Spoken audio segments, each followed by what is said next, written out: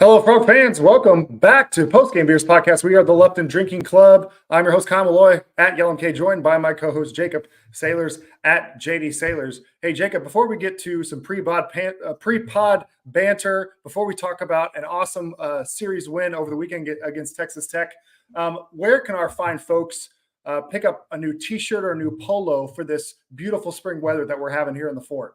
Man, you already know the answer, dog. It's at Hell's Half Acre Stadium Goods.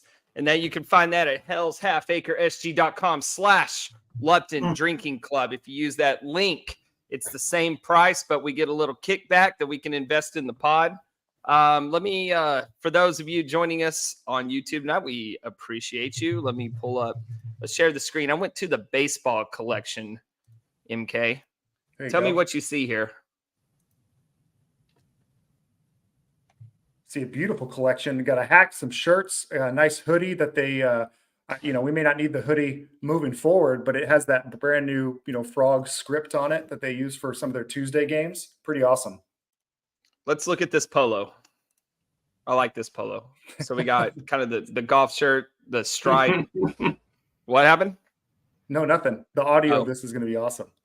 Oh, yeah. Well, hey, look, if you're listening audio only and you want to join us in checking out Hell's Half Acre Stadium Goods, then hop on the YouTube link, man. All right. Anyway. Appreciate Hell's Half Acre for helping us out. So, okay, fellas, in addition to Jacob, we've got the full crew here tonight. We've got our producer, Crazy Ray Cartwright, the Sultan of Stat, Martin Guerrero, and our uninformed frog, Garrett Evans. The whole LDC is here to celebrate a monumentous occasion. Gentlemen, how are we doing to start our week off so far? I just started a new job, so I feel pretty beat. Wow. You want to talk about it? No, I signed an NDA. I can't talk about it. So we're not going to get your usual spark plug energy tonight. Exactly. Well, that's awesome. Congrats, man, on the new gig. Ray, how are we doing? Exhausted. I too just started a new job, but mine a couple of weeks ago, and trying to figure out a sleep schedule with this when I'm having to go into work at 1 or 2 o'clock in the morning is very tough. I don't envy that schedule at all. It sounds terrible. Wait, do you work tonight? Is that what you're saying? I go in at 2 o'clock in the morning. And so this is okay. So can we do the math on that real quick? Like, what would be the equivalent of doing the pod? It'd be like what, like 2 in the morning, right? It'd be like doing the pod at 2 in the morning before you go to work. 6 hours before you go to work. Yeah, thereabouts. Oh. Late night Ray. Whew.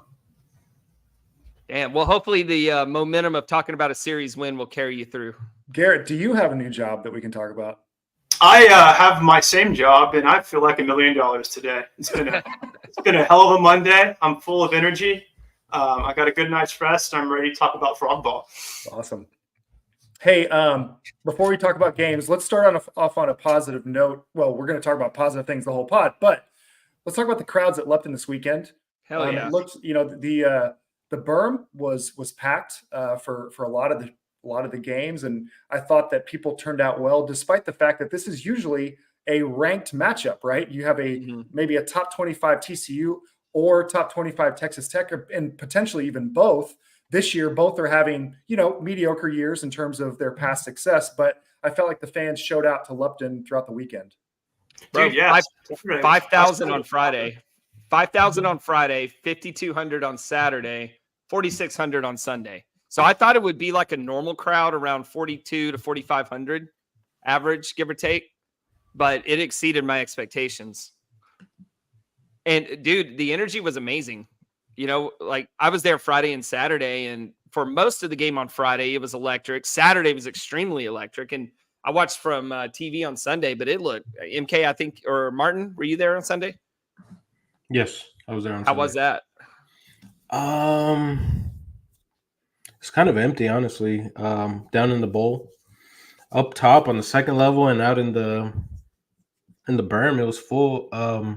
What is it 4,600 called? is not a bad crowd, though. It's the smallest of the weekend, but Yeah, I just wish some of the people who actually own those tickets in the lower bowl actually would have gone to the games.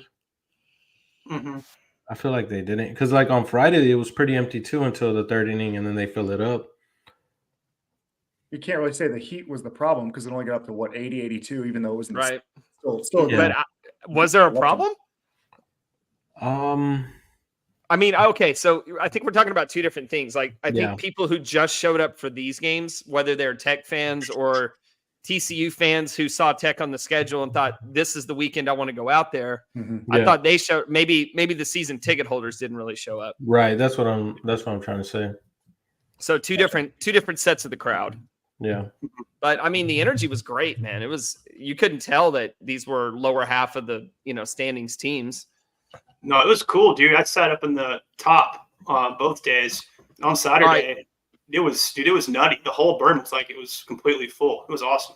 Here's what I was going to ask about the crowd is there another school in the country? Well, probably like LSU, right, or Wake, who are like near last place in their conference and bring that kind of crowd? That's a good question. Because LSU's like 3-11 right now, something crazy. What's like? I bet there's a couple like Ole Miss, Mississippi State, a couple schools like that. Yeah. That's a good one. Does Vandy turn out? I don't know about. I mean, I know they Hell have no, big dude. fans. They got 10 fans, man. Yeah, they nobody goes even when they're good. 10 fans and a guy that whistles a lot. That's about it. I had the attendance up real quick. Let's see who's at the top. For the country or for the Big 12? Yeah, for the country. So Mississippi State, they're second. Ole Miss fourth. Is Southern Miss good? Oh, you know what looks fun is ECU. They have all those fans in the. Yeah. But they're never in last place, though. Yeah. Yeah, true. they're not in last place. Yeah. Nebraska, Anyway. they're in first place, right? Probably the coolest jerseys in the country, too, if that matters. Yeah, dude. I All think right. it's just Ole Miss and TCU right now. But hey, all that to say, great turnout. Yes. And also the fans were paid off well for it. So you guys ready to talk about some games? Yeah. Yeah. So on Friday night, Frogs, they were off on Tuesday and Wednesday. There was some rain. Whether they canceled UTRGV for that, we'll never know. But who cares? Well, can we Texas- talk about? Do you want to talk about that? Canceling those games? The only thing I thought just different than the normal routine for TCU baseball was that typically they will wait until the day of, to determine what the weather's going to be like. All right, but okay, let's stop you right there. This wasn't weather related. Well, I mean, you're saying what was left unsaid. I'm just throwing it out there, Okay. right? Let's just take weather out of this. Yeah, it just tipped me off into to being like, okay, there is weather coming in, and Tuesday I don't think they would have played because it was pretty bad. But yes, it may not. Both games may not have been weather related. It's also hard, though, whenever you have UT Rio Grande Valley coming up and you're thinking of their travel as well in this. Yeah. That's the main consideration whenever They you're canceled looking it at the on Monday, forecast. Yeah, but you're looking at the forecast and you don't want them to come up here and sit and possibly not play a game or be delayed or whatever. That's the whole reason for the cancellation. Different To than be like, fair, would have played. Yeah.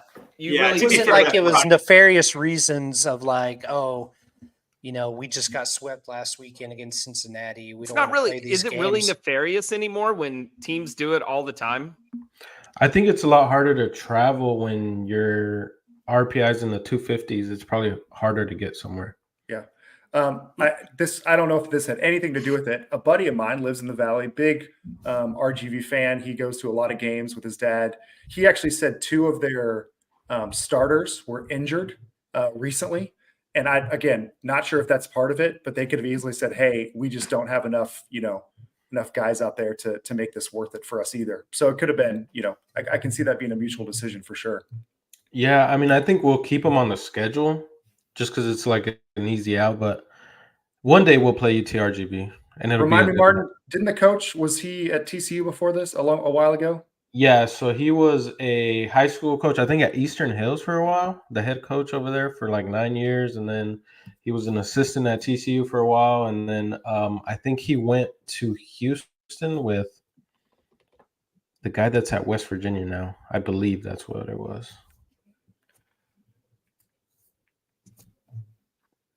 All that to say, hopefully see him next year. I don't know. When's the last time TCU traveled down there? It's probably been a bit. Yeah, it's probably been a while. Looking at the old schedules, though, they used to go pretty often down to South Texas, either Laredo, Corpus, or UTRGB. Well, it used to be like UT Pan Am. I feel like RGB would be a really fun road trip. I think it would be. I think it would be too, dude. It sucked because it was during the day, and it was like elementary kids school day or something like that. Oh yes. They weren't even selling beer. But I bet you like a night game would be electric down there. Ballpark seems like the vibes would be really fun for a night game. Yeah, dude, we should play them like in February, a midweek game down there, so that's a great idea, that actually. we can fix their RPI before the season starts. All right, so Froggies get a couple extra days of practice during the week. Host the Texas Tech Raiders for a 3-game series over the weekend. Peyton Tolley starting off on the mound as usual, trying to continue his success, kind of going lengthy, long into games. Unfortunately, the bats kind of remain relatively quiet, just like Cincinnati. The only scoring offense on the night was Carson Bowen's home run in the 3rd inning, and that was it. That was pretty much it.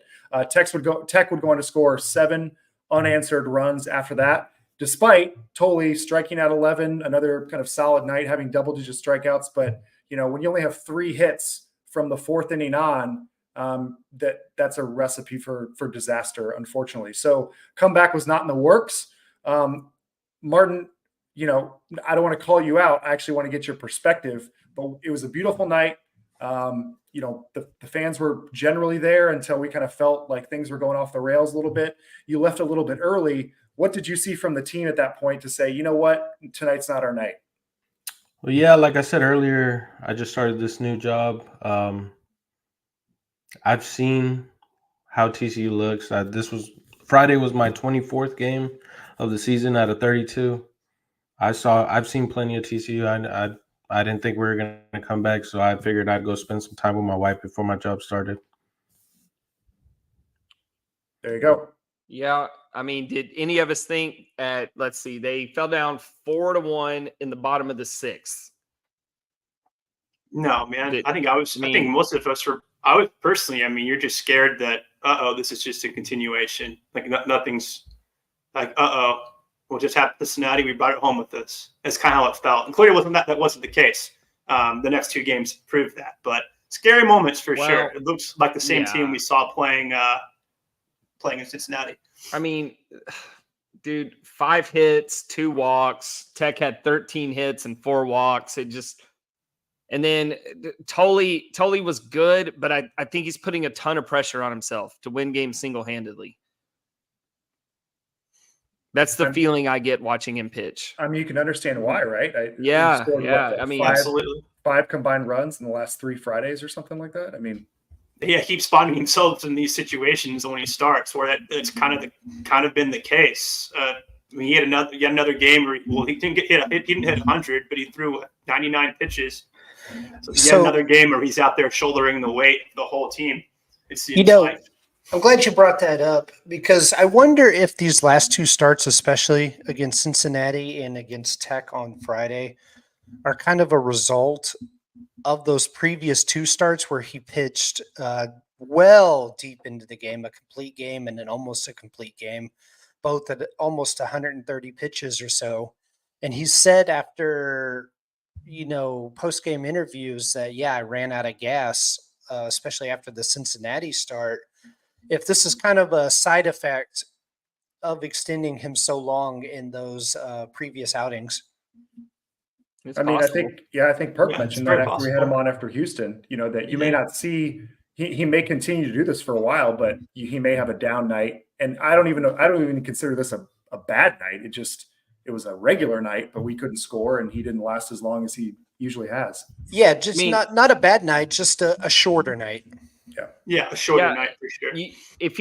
if he pitches into the 6th, giving up 3 runs, you shouldn't feel like we have no chance to win this game. Mm-hmm. Right.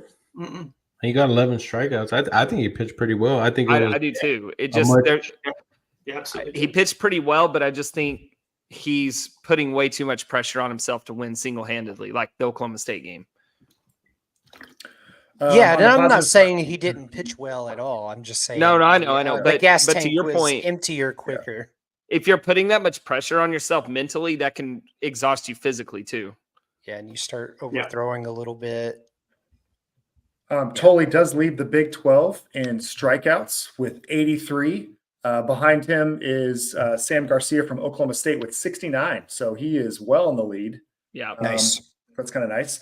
Per TCU baseball, the Frogs never had more than 4 batters sent to the plate in any inning of the game, which I found kind of telling, just as a quick summary if you want to know what happened.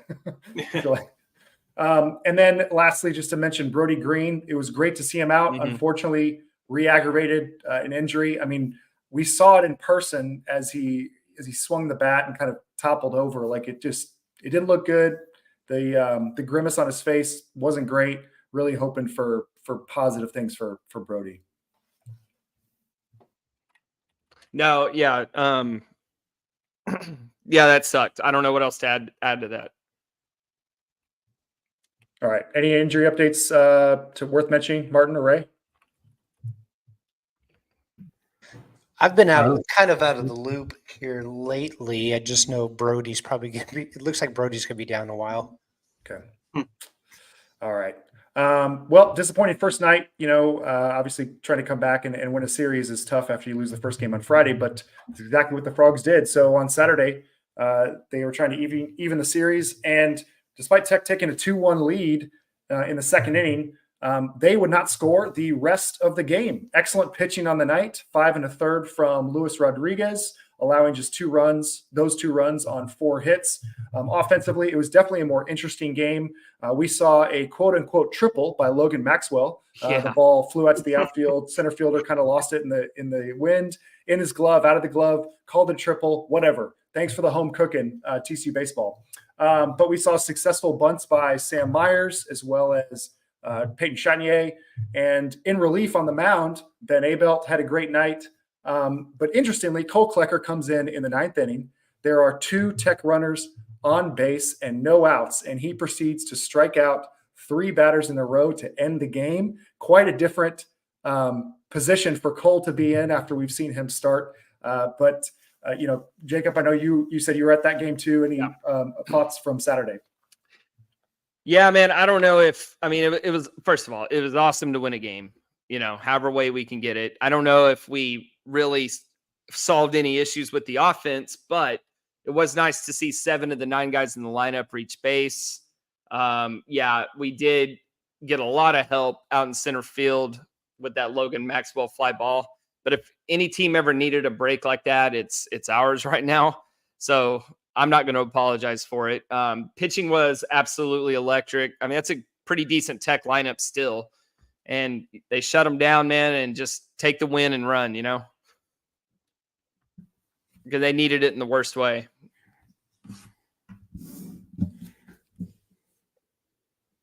What you had a clicker? I heard he was throwing like 96. Yeah.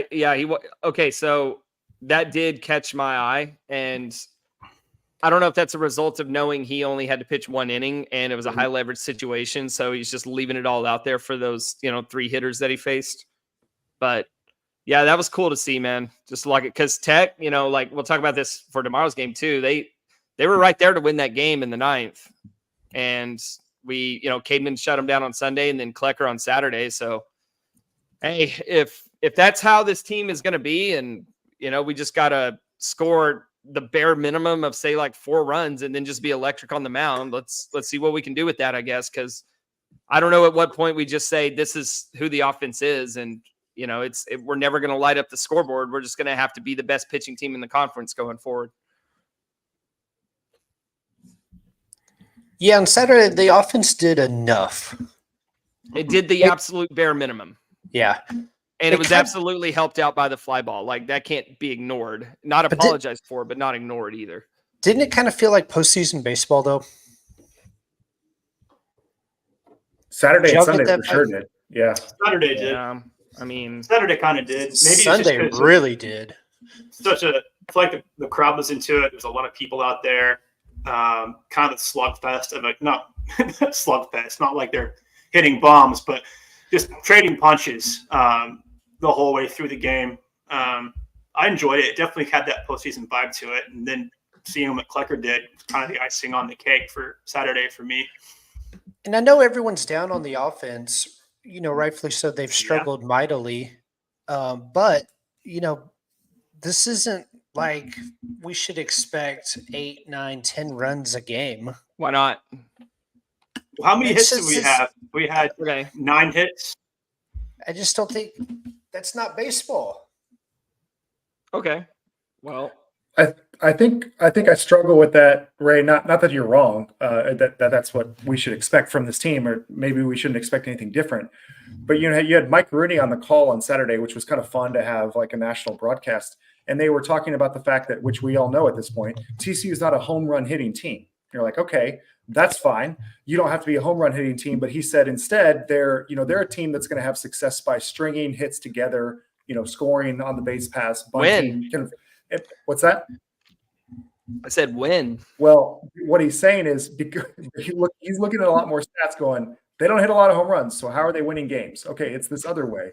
And I'm like, if we're not stringing together those hits regularly and we're not hitting home runs, then you're right. Like, we're only going to score a few runs a game, but once we get to postseason ball, that's not going to cut it. I don't know. All right. In the Big 12, hold on. Let me switch this. Give me a second.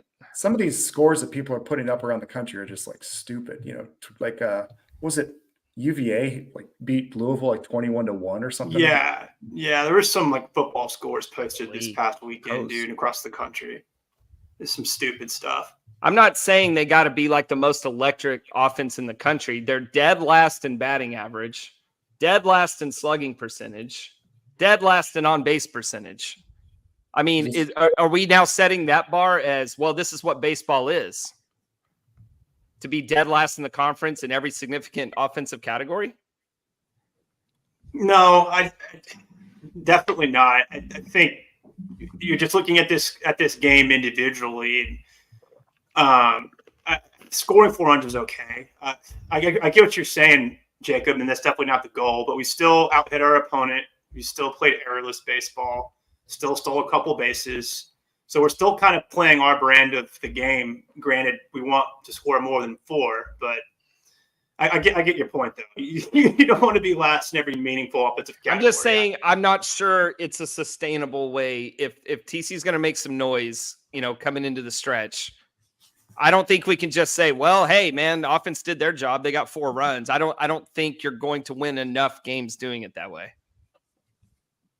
I'll agree with you on that. Unless you have the best pitching in the conference and you're just going to shut everybody down. Mm-hmm. It is interesting because, I know we're talking about 2 different seasons at this point, but like those first 13 games, there was a lot of shootouts, 11, 13 runs. Right. So the stats I read off are just conference stats. No, I know. I'm talking about, it felt like a different team, Right. It kind of was. It really did. It totally feels like that. Toley's no longer in the lineup. Brody Green is injured. Those were 2 pretty big guys early on. If nothing else, but the presence of having a guy who can hit a home run at any point. You got Chatinier, who was All-American in non-conference, and now he's batting like 100 in conference play. So that's a third of the lineup right there. Yeah. Mm-hmm. All right. Well, even the series. Moving on to Sunday. The Frogs squeaked by the Sunday series with a win over Tech on Sunday, 4-3. They took an early lead with the help of Luke Boyer's 3-run home run in the first inning. That was absolutely electric. We saw Mason Bixby get his first start as a Frog on the mound. He looked okay. Went 3 1/3, gave up 3 runs on 5 hits. Impressively, more impressive than him, though, were his relievers that came in and kind of shut the Tech offense down. So Ben Hampton, Zach Coyer, and then Cademan Parker ultimately to close out the game only gave up 5 hits and 0 runs for the Red Raiders the rest of the game. So just to go to that 9th inning real quick, Collier, they kept him in the game, which I actually agreed with. He was doing well at that point. Gets pulled because he gives up a double and then a walk. So you've got 2 runners on, 9th inning, Frogs up by 1, and they decide to go to Caden Parker, who gets 2 quick flyouts and then strikes out the last batter to end the game and to win the series. I mean, just a really fun again, like Ray said, felt like postseason ball, felt like a regional where you're hanging on every single pitch. And fortunately it was in the Frogs' favor. Yeah. I mean, kind of a similar story to Saturday, right? It's almost the same exact story as Saturday. It's playing on the margins. Yeah. Playing on the margins, you got to get electric pitching and just hope the runs you do score holds up. Yeah, I mean, Cademan and Cole are got to be the MVPs of the weekend, right? They were able to do on the 9th. That's pretty freaking cool on Sunday. It's a neat way to win a ball game. It's ice in your veins, dude. Yeah, Cademan looked great. Lewis looked great. I mean, I haven't had a problem with pitching, ever since like Kansas. So yeah, true. Do you think these are the best 3 arms to start in the weekend? Yeah, I left out Bigsby, but I didn't feel great going into Sunday until I saw Bigsby was the starter. And I say, you know what? This has a chance to be a good day. I kind of like our chances today. Did he earn another start based on that? Yeah. Okay. I think so for sure, man. I think you got to ride with this rotation as it stands right now. And it was his first start. I mean, you got to stretch him out a little bit. Yeah. He pitched 70 pitches. Yeah. Are we still, or we like I'm on the team? Is the team still stretching out Cademan Parker to try to go a little bit longer each time, or are they just going to continue having him in that kind of a random role, to be honest? But seems like sorry, go ahead. No, go for it. Oh, it seems like he's the closer. Or at least okay. Let me not say closer. Let me just say like saver. When it's I need an out now. When it's oh shit time. Yeah. Then it's Cademan Parker. When you're pulling the old shit lever. Cole Klecker too, right? Leverage situations, I think, is what y'all are looking for. That's the baseball way to say it. Yeah. But dude, that's pretty cool if we can have Cademan and Cole available for those super high level spots. And because if this weekend is any indication, we're probably going to keep finding ourselves in similar situations. So being able to go to those guys is going to be a huge boom for the Frogs, especially going into Texas this weekend. Yeah, I feel like we're in a good spot finally in the bullpen. I feel like we got 5 really good arms. You mentioned Cole, you mentioned Cademan. You got I feel like Hunter Hodges. He's had his ups and downs, but even Ben Hampton has his role. Yeah. Ben Hampton is a lot harder to hit after you've been seeing 100 miles an hour all game. Yeah, dude, that curveball looked extra. Abel looked great.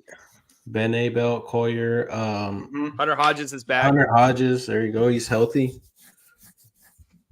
I think we're in pretty good shape as far as the pitching, and as far as the offense. I mean, there's some guys who are starting to get it going, especially at the top of the lineup. Now that you got Chase Brunson leading off, and you got Sam Myers in the 2-hole now.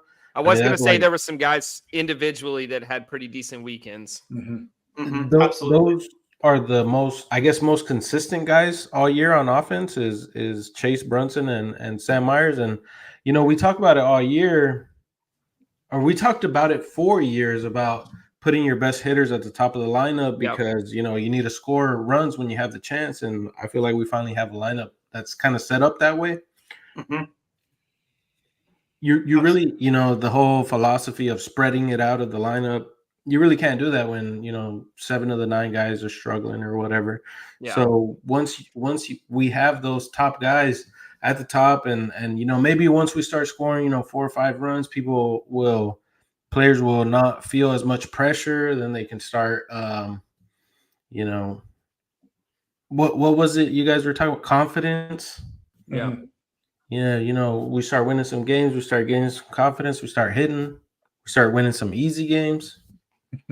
Well, it's interesting. You've got these 2 freshmen stepping up. It seems like a very similar tone to last year, where you had Silva and Carson Bowen, who were really stepping up offensively, but you still had kind of that senior leadership, Braden Taylor and Trey Richardson, and guys who are picking up different parts of the order. Even Eli did well in the 9 hole.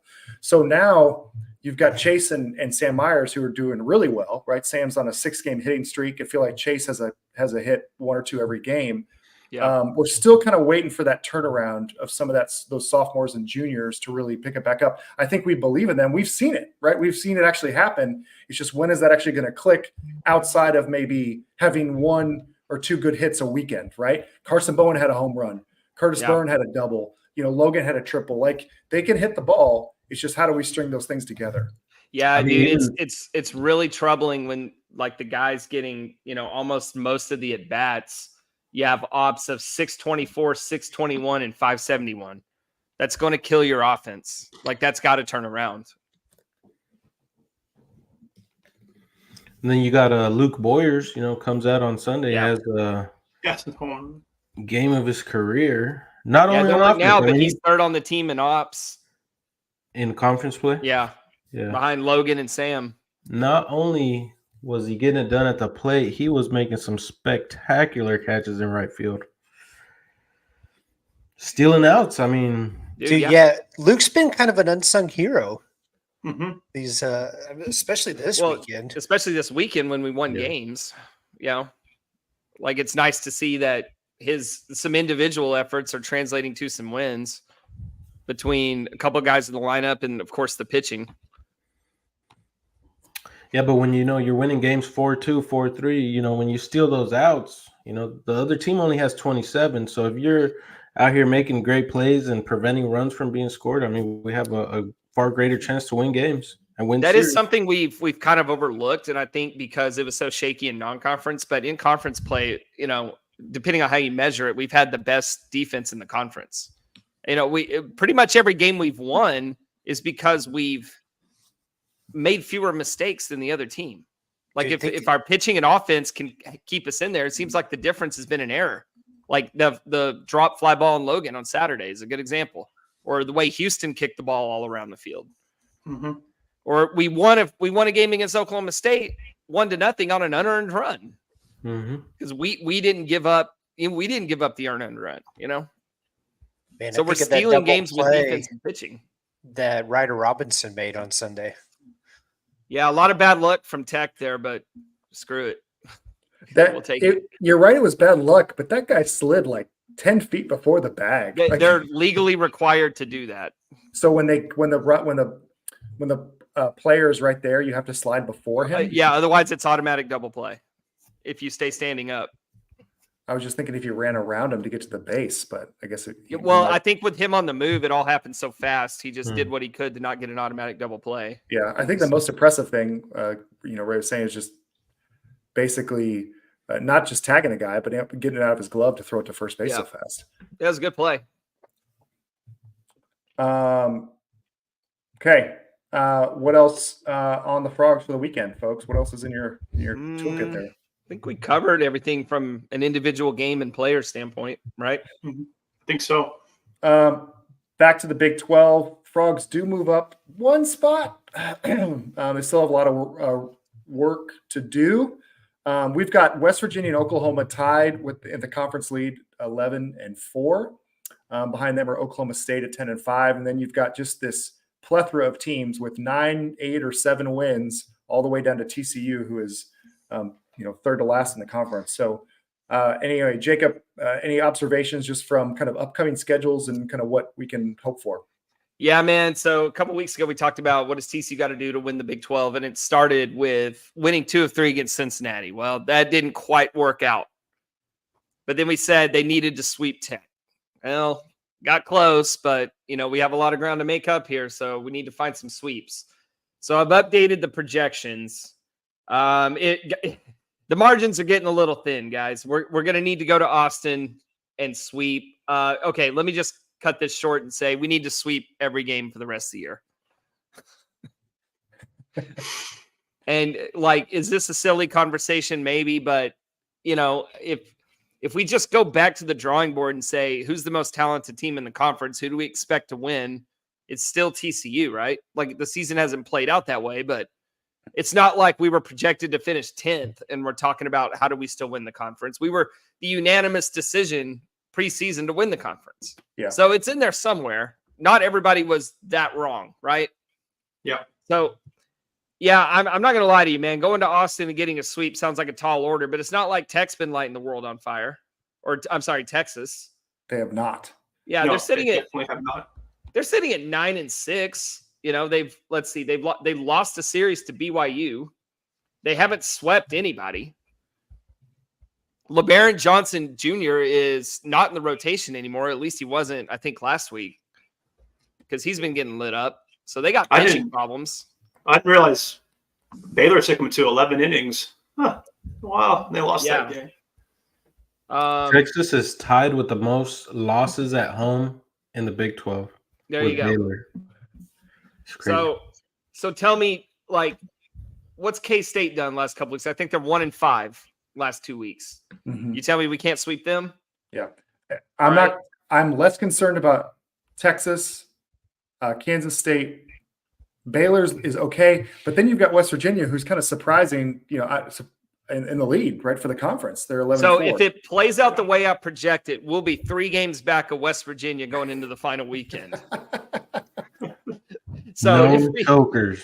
If we finish, what a way to send off Randy Mazey, right? Yeah. Wouldn't that be a nice turnaround from getting swept last year? It was like right. So we finished 19-11. That puts us in a tie with OU and West Virginia. So OU, we need them to lose a series to Oklahoma State, to Tech, and to not sweep Baylor, Cincinnati, or BYU. So that we need a lot of things to go our way right now, or otherwise either West Virginia or OU is going to run away from us. 3-way tie, do we host? Okay, so we can go there because that would put TCU on, let's just take non-conference out of it. That'd be a 14-game win streak. We'd be conference champions. Mm-hmm. Currently, our RPI, would y'all like to take a guess at our RPI right now? If you know it, don't say it. I'm very scared about this. 34. No Is that your way. guess? I'm That's going my to go guess. way Yeah. higher than that. 32. Okay, Ray. Yeah. You know what, Ray? You just do the rest of the segment then if you want to cheat. Yes, it's 32. So that's probably a lot. Okay, so I'm seeing a guess in the comments. Thomas is guessing 80. I thought it was higher too, honestly. Yeah. Well, same. dude, I mean, what are the bad losses, right? Now, okay. Cincinnati, UTA. Right. So I was looking at this. Cincinnati is at 75. So that's quad 2. So we got a lot of things on the If you edge add here. 3 quad 2 losses, that's almost a win, right? Yeah, okay, so for example, Houston is at 99. So if they drop to 100, those 3 wins go down to quad 3 and our RPI drops. So it's a very fragile 32. Come on, Cougars. But if we go on a 14-game conference win streak, I think they would take that into we'd be in the hosting conversation. Yeah, I think they would take that into account as being Now, one of the hottest teams in the nation, The only problem is, I think if you look across the country, is just how top heavy, the top, say, 10 teams are. Mm-hmm. So maybe there's not room for us to host, but it could be a hosting quality team. But dude, if we're sitting here talking about this in a month, how we got screwed out of hosting when right now we're not even in the Big 12 tournament, screw it, man. I'll take it. I was going to say, if that's the conversation where you've been able to realistically have, that's a huge win. But man, we've got to get the offense going. I'm sorry. I can't say we're going to win enough games to really make some noise if 4 is a record day. Dude, is Cincinnati cheating? They're 12-3 at home and 5-13 on the road. Yeah, they turned around and got swept after sweeping us, which I think is what Kansas did after they beat us 2-3, and I think they went and got swept. No, did we get swept by Kansas? It's hard to keep up with all We these lost sweeps. 2-3. Lost Okay. it 2-3. Yeah, those 12 Cincinnati students are too rambunctious in the stands. They're just really getting people's heads out there. Yeah. Uh, But other contenders, Texas or Oklahoma State could finish 18-12, hopefully. Texas 17-13. I mean, that's really kind of it. Everybody else is kind of 500 or worse. How low in the Big 12 standings do you think we could be and still be in the conversation to host? Well, I think we get a lot of leeway that say like Texas Tech doesn't get because of what we've done non-conference. Like, yeah, we can pick apart Arizona State. Oh, they're not that great, or UCLA, but it's still better than everybody else's non-conference. Mm-hmm. So I think, all right, here's what I think. I think if we can get to 500, 15-15 with our non-conference, then I think we're pretty good. for Like as far as hosting? getting in the hell no. Okay. Getting in, Okay. I was getting going to in the say. tournament. All right. But dude, that's still what 8-4 run. Yeah. So But still, it's a tall order. But we can get it Yeah, done. dude. Just got to freaking score Like some missing runs, the tournament. baby. Yeah, missing the tournament is a real scenario right now. It's a tall order, but it's very reasonable to expect that. You know, Yeah, of course. Yeah, it's a very reasonable expectation to have. either win every series with 2 games, or you sweep one team and lose an away series or something. I don't know. If you take 2 of 3 from each series from now on, that gets you in the tournament. That's Exactly. 15-15. And that's when they can turn it on for real. Sure, dude. Depending on the draw. Just like the Absolutely. NBA. I mean, you never know. Nothing happens into the playoffs, right? Yeah, Yeah. you could have a 1 seed get upset by the 4 seed, and now your whole season is turned around just based on. Have you heard? I don't. This will never happen, but the idea of like Major League Baseball teams or NBA teams being able to like pick the team they play against in the first round if they're like the first seed, because sometimes you play a team that's like rolling in hot like the Diamondbacks, and they get all the way to the World Series. Interesting concept. Yeah, I just wonder how that would work for seeding going forward in the tournament, like the second round. Yeah. I don't know, but it is interesting. All right. What else did we miss, fellas, before we sign off of here? I'm good. Yeah. Martin, any other observations from the weekend? Nope. Ray? I mean, You at good, this man? point, it's kind of getting repetitive. I mean, Yeah. how long can we complain about the offense? Yeah. Week after week. All the Navy guys out there Saturday was pretty cool, and the air show was pretty awesome. Those are fun parts of the weekend. Saw the Blue Angels over my house. That was pretty sick. Nice. I kept thinking about Jack Nicklaus and A Few Good Men when I saw them walking around in their blank white uniforms. You see that one go up there and beat that guy in push-ups on top of the Oh, I wanted to go. I wanted to take them on so bad. I'm like, come on, get me up there. Let's go. that was great. Ray, you taking a power nap tonight, or are you pushing through? No, definitely a power nap. As soon as I finish my taxes up for 2023. Talk I don't about know if you last minute, noticed, right? this is tax day. You got 3 more And, hours. this I owe is- $20, so I think I'll be okay. I sincerely hope no one's finding this out on the Postgame Beers podcast on Tuesday, April 16th. What's 1 day of interest? Less than a penny? I think you're good, right? Okay, fellas. Well, a pleasure.